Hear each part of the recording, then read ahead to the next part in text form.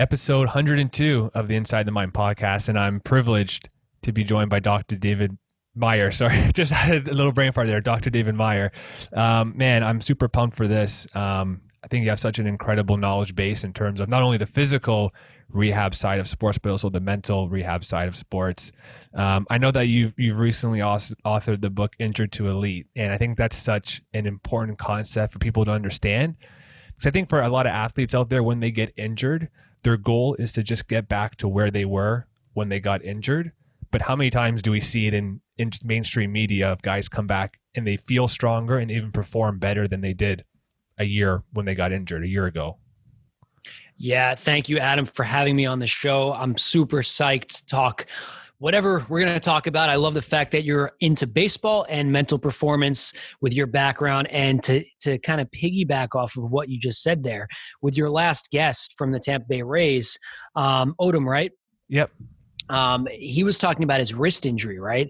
And the point you just said about never, they want to be the same after their rehab. And the truth of the matter is, I always saw it as players went one of two directions, and either their careers, oftentimes after a major injury, would kind of fizzle out, or they would go on and grow through it. And it sounds like your last guest, he made it up to the show after it, I think, yeah. And it was a little bit of fuel. So you're right. A lot of the players do come into it, though, with the expectation that it's just going to be the same status quo after, and I found the opposite to be true. Man, I think it kind of touches on too just how mental physical rehab is. For you personally, I know you most likely kind of have a physical rehab plan that you set out for athletes. Is there ever a mental rehab plan that's part of that or ingrained in that?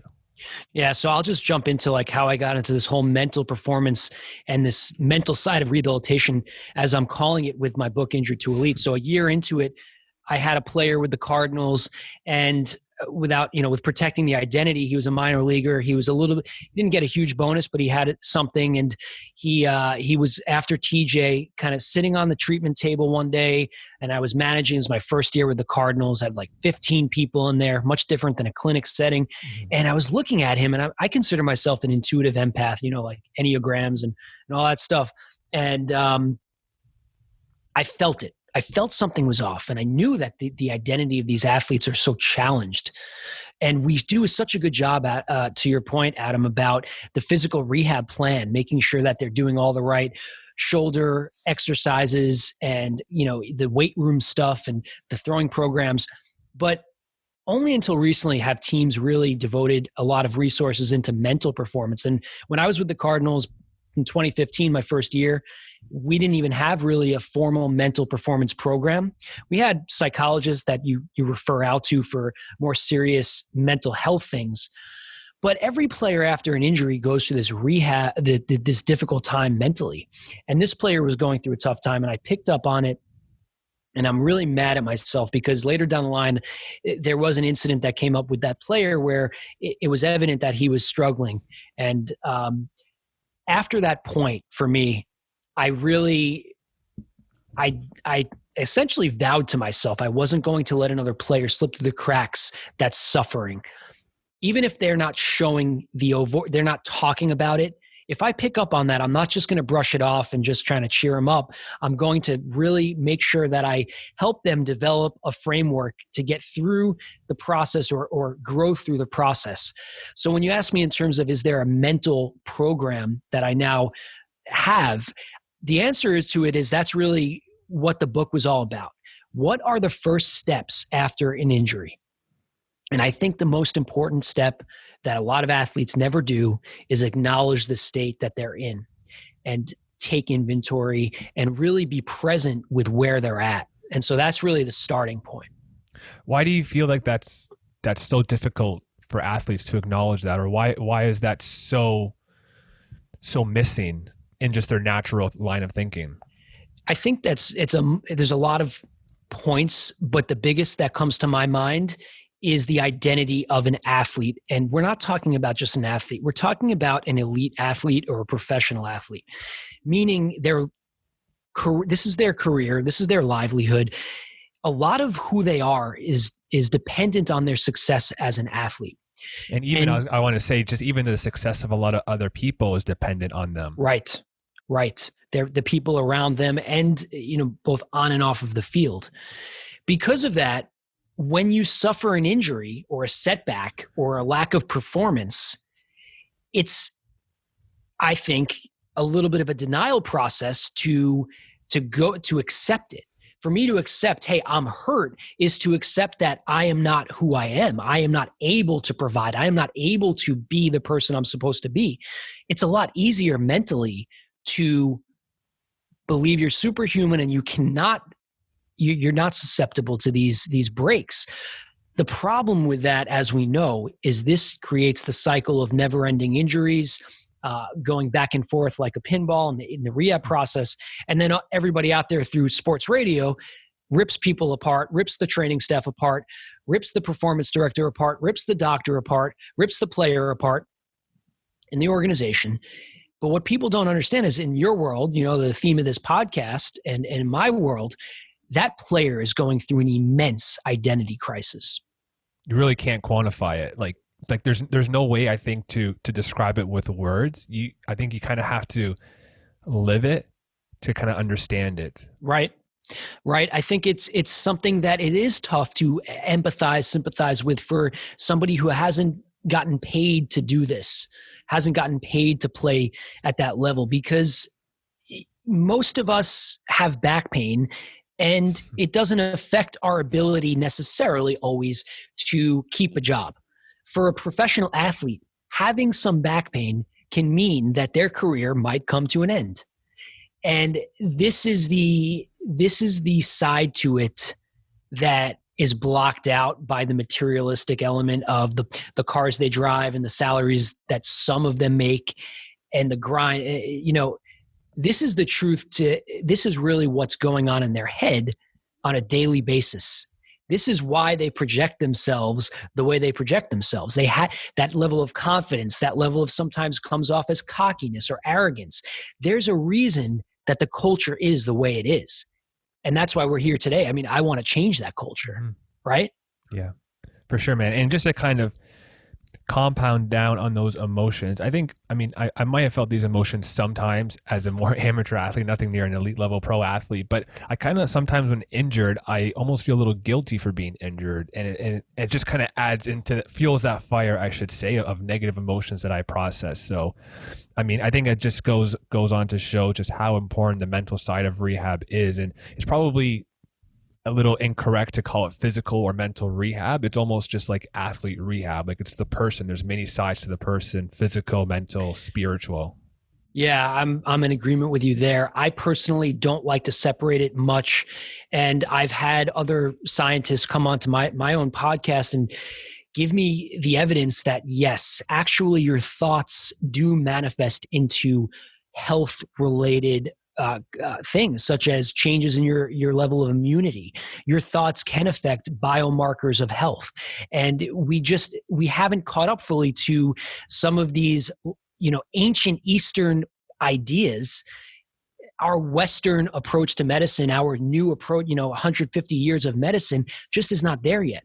But I think people like us that are really tapping into the mental side of performance understand that there's so much there, and that the mind and body are inseparable. And I can tell you 100%, it wasn't the rehab program, the physical rehab program, that determined the course of that athlete's trajectory. It was the level of open and receptiveness. Did they have a growth mindset? That alone right there, as much as we hear growth mindset, I was listening to Gary Vee on his podcast this morning, and he had an individual that started I think it's $1 billion company, a cosmetic line, and he asked her what was the recipe there. And the thing that they bonded on, they had a difference in nomenclature or semantics, and he was calling it optimism and she was calling it belief. But when I think of that and I hear that, that's a growth mindset. And not every athlete has that same level of psychological flexibility. And when you talk about a mental rehab program or whatever you want to call it, and whatever modality modality it is, whether it's ACT or CBT or whatever BT, Mm-hmm. it's about figuring out a way to help that individual build that level of psychological flexibility. For sure. And I think a lot of people that could listen to this podcast, or just in general, whether they're an athlete or not, I think, side note, that's one of the cool things about sports psychology and what we're talking about today is not limited just to sports. I mean, psychology permeates throughout all aspects of life. But for somebody that's listening to this and they recognize that they don't have a growth mindset, they don't have that optimism or belief, and they want to develop it, but they don't know where to start, what would be something that you would usually recommend to that person, athlete or not, on how to start to develop that growth mindset? There's a big word that my mentor and I really honed in on, John Denny, who taught me the harmony exercise. And it's quite spiritual, but it's more than that too. It's a lot of things. The word is let. When I have a friend or a family member that's suffering, and I happen to have some that are physically, mentally, it's very easy for a David Meyer, or an Adam Carter to think positively, optimistically. I think the billion-dollar question or the trillion-dollar question for a lot of us that understand, intrinsic motivation, I don't want to get too wordy with that things, but the trillion-dollar question is, where does this intrinsic motivation come, and how do we help an individual that doesn't maybe have that same propensity towards this to grow that? And can you? Well, if you talk to Angela Duckworth with Grit and Carol Dweck, they do believe that you can. I think the first thing that's required, and it's the same thing of the first step of Injured to Elite, of acknowledging the state you're in, you first have to let yourself exist. So if you're always fighting yourself, you're fighting the pain, you're fighting the depression, fight, you never allow yourself to integrate. You never allow yourself to experience, to emote, to leverage your emotions. And so I think the first thing is not fighting yourself. My mentor, he has got a lot of quotes. One of them is, idle time is time for the devil. So, if you resist, it will persist. If I'm fighting my negative thoughts as I resist it, then they scream louder, versus planting one small little thing that can grow. Now, for me, it's purpose, right? It's always purpose.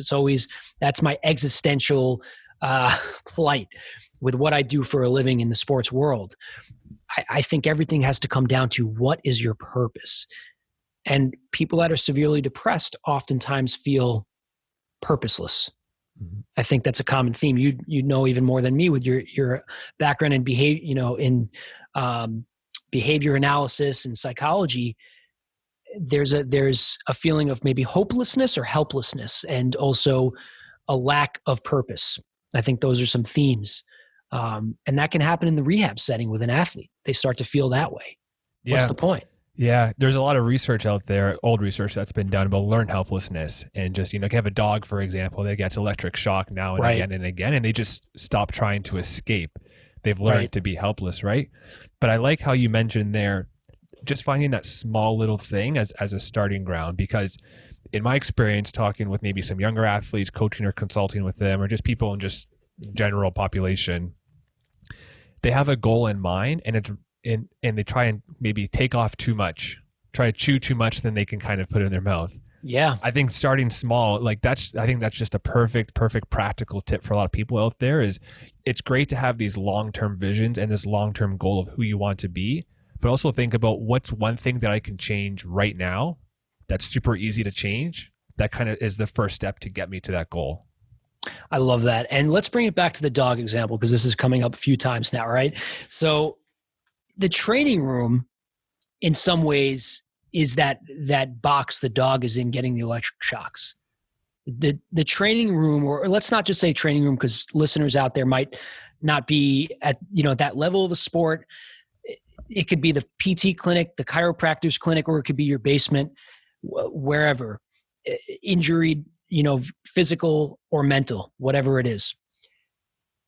What's that dog feeling in that box, right? They probably feel hungry. They probably miss interacting. So when we talk about a human, let alone an athlete, a human, when they're lacking something or they feel like something's in the way of them getting something they desire, and people don't know where to start. Well, where do I start? Well, what's inside, right? What is this screaming thing inside of you asking for? Well, maybe if you take an athlete that's in the training room, the screaming thing is, I want a shot in the big leagues. Like your last guest, he talks about wanting to be up in the show. And I think first it's knowing yourself, having that self-awareness of what do you want? And then the next thing is, what's in the way of that, right? What's perceived to be in the way of that? What's really in the way of that? And this is where psychological flexibility comes in. Mm-hmm. So if we come into that training room, how can we help that individual?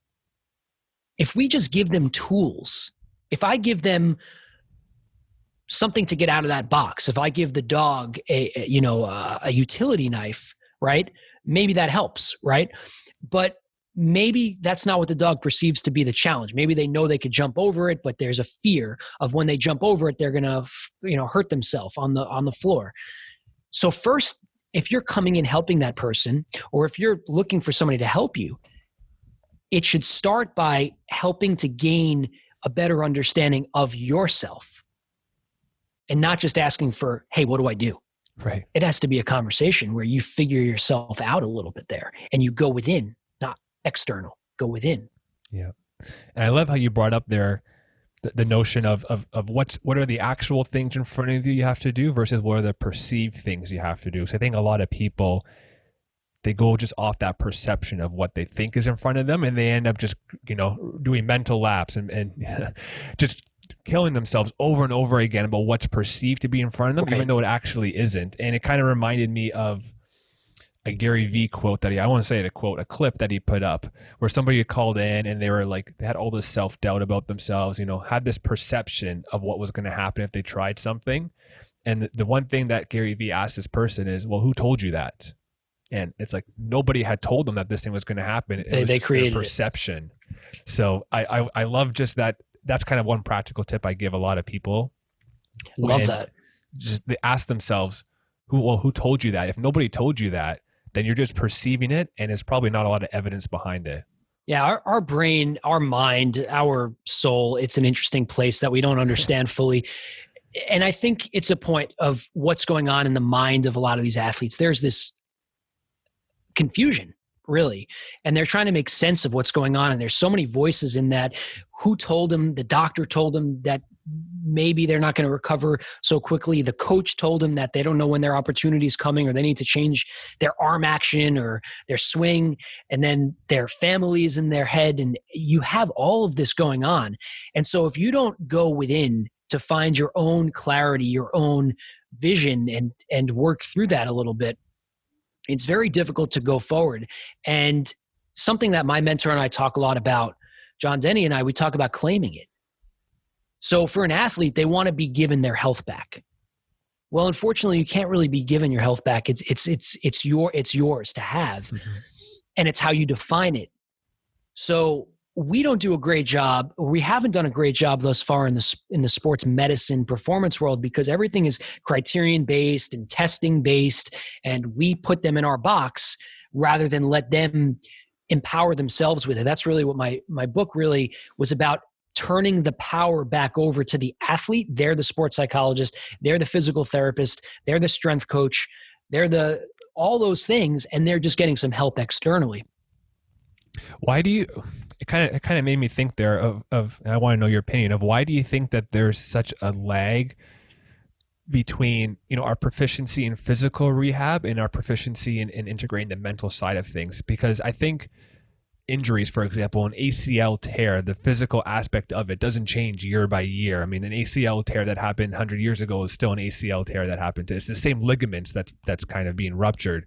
But it kind of sounds like, I mean, just hearing through your own experiences and your network of professionals, that it's not really only until recently, I want to say maybe 10 years max, but probably more accurately 5 years ago, where the mental side is really starting to be incorporated. Why do you think that is? Yeah, Harvey Dorfman is considered one of the godfathers of mental performance in the baseball world, and he wrote a book on mental performance. I believe it was the 80s or 90s. I could be wrong there on the date.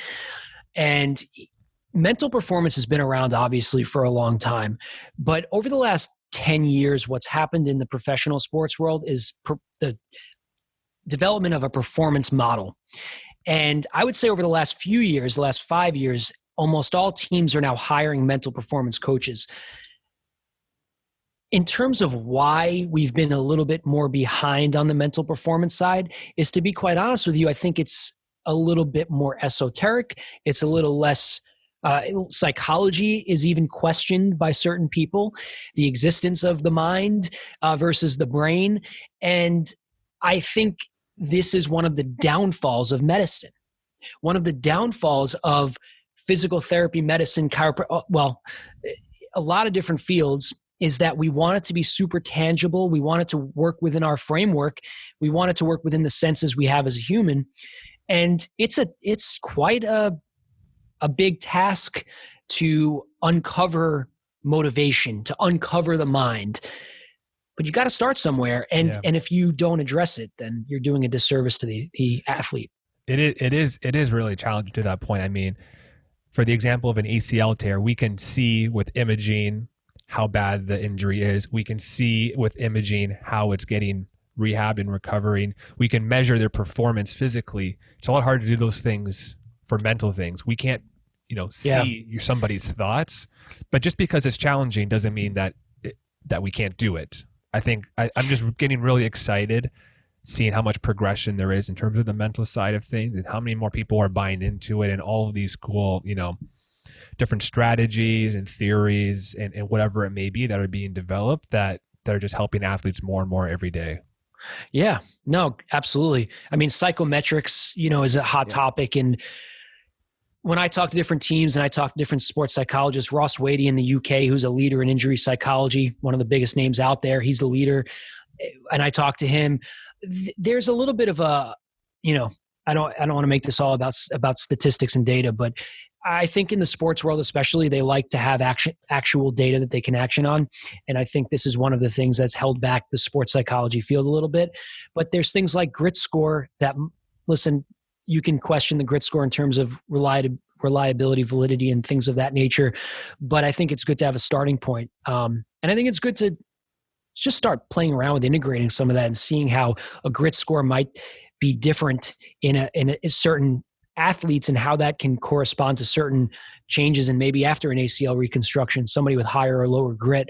But you're right about what you're saying. You could see the ACL tear. You can't see the mental trauma. We focused, majority of this podcast about the mental pressures of an athlete recovering through their injury and just what that looks like for them in that mental development. But I'm intrigued to kind of hear from your side of the table as a rehab coordinator or a physical therapist, one of the many hats that you wear, how you deal with that pressure yourself of performing your job the best of your ability. Because I got to imagine that much like any athlete, when you're in a clinic or more private setting, the pressure is still there. Of course, you want to care for your patient, but when you move to the MLB level or even just the minor league teams, for example, that pressure has got to be magnified. Yeah, I'm glad you asked me that. I make it a point of mine to be vulnerable on podcasts and talk about sensitive things. And my own mental health, my first year working for the Cardinals it was a challenge. So just to go into this a little bit, I get the job in Lake Placid with USOC, not far from you, not too far from you. I was at a bobsled event. We had Nick Cunningham there, 3-time Olympian. I was with HSS hospital in New York that treats a lot of athletes. And I was doing something part of my program. And I get the call from the Cardinals, the farm director, Gary LaRocque, who I'm sure a lot of you have heard his name. And Gary offers me the job. And I'll never forget this. He said to me, Dave, well, we're going to expand your job duties. And as a physical therapist with a few years under my belt, 3 years at the time, I was like, okay, sounds good. I don't care what the heck that means. This is my dream. I'm so excited. Even though it's not the Mets, but I'm sure you'll still take it. It wasn't the Mets, but I got my fix just 6 months before that, being in Citi Field and getting a little bit of a taste of that. Met David Wright and Terry Collins. It was crazy. But yeah, it wasn't the Mets. It was the team that beat the Mets in 2006. Right. I threw a dorm room chair in Albany when when that happened. So yeah, it was strange. But so all of a sudden, I'm excuse me, I'm meeting Yadier Molina and Matt Holliday and all these people back in 2015, and I didn't know what to expect. Back in January of 15, I'm sitting there just waiting for players to trickle in, and I'm like figuring out what do I do. And all of a sudden the players come and spring training's there, and then the big league players start to trickle in from rehab, and Lance Lynn is down there. And I'm like, oh man, I got like a $10 million arm in the training room now. And I also have to balance all these other players, that some of the minor league players, some of the really low level minor league players, some of the higher level minor league players. And there was steam coming out of my ears. My best friend, Johnny Larson, who was the strength coach with Palm Beach Cardinals, would always joke, like he'd mess with me. I'd be in the training room and he would knock on the glass window and scare the crap out of me because I was just so, just writing reports. I was so anxious. I was so nervous. And my own mental health was challenged that year because I take my work home. And for me, I was going home thinking about, whether it was Carlos Martinez or Lance Lynn or the minor league ball player, I was asking myself, what the heck do I need to do here? And that's a lot of pressure. And the only thing you could do as a medical and rehab coordinator when the front office, when John Mozeliak is saying, so Dave, what's the return looking like for such and such? And that's kind of his voice. All I can do is be too quick or too slow. All I could do is be wrong. There's no right answer. There's no right answer. And so there's some pressure there. And then the egos come in the sports medicine world. This is why we see so many of my colleagues having, sorry to call you all out, but there's a lot of egos out there. Everybody's puffing their chest out of the best medicine, the best physical therapy, the best exercises, the special exercises. And it took me 10 years as a PT to realize that's nonsense. And the special exercise is what we're talking about, the mental, not even the mental work, but the, just allowing the athlete to disclose their experience, emotional disclosure, just talking, the power of talk, letting them be human. And I'm very fortunate. I had somebody to let me do that while I was with the Cardinals and bond over that, but it's a challenge. It's so, you do want to know that if you're looking to be in this field. Right. Is without, I don't want us to name names per se, but sure. Is there a time in your professional career that you look back on where it really shaped you to be the professional that you are today? Some sort of adversity as a professional that you had to go through. That kind of gave you the tools you needed to then further expand your career and further develop as a professional? Yeah. So I don't know if this is what you were looking for, but I'm going to tell you where the authentic I'm looking response. For anything that tells that story is good with me. I grew up 5'5" athlete, really short athlete, college athlete, played junior college club in Albany. Hockey was my sport growing up. And the Chumbawamba song, I'm 35. I don't know how many the Chumbawamba song. I get knocked down, but I get up again. And that was my mentality. I was learning disabled. I wasn't the best student. I sat on the desk in second grade. So they didn't think maybe there was something wrong there. And as I become a doctor of physical therapy and I get to play college sports, and now I'm having a catch with, people like Yadier Molina, how do I have the right to do it? Now, professionally, something that happened in my career was I always felt like they were putting me into a box. Every job, every institution, Dave, this is how we think. This is how we treat. This is how we work. And this is not a shot to anybody.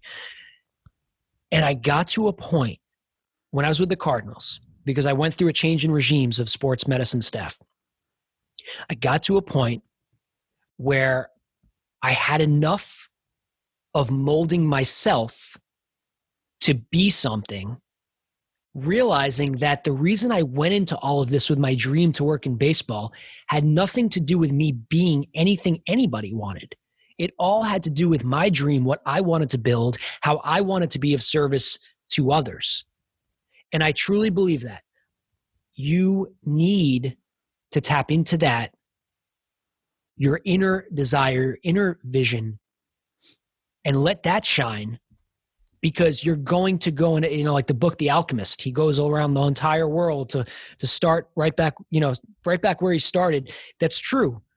And I went through that. So I finally got to a point after being molded and pushed into a direction. I finally, in some ways said, all right, I just need to take my direction now. And it doesn't mean that I wasn't receptive to learning other things, like very receptive. But yeah, that's what comes to mind there for that.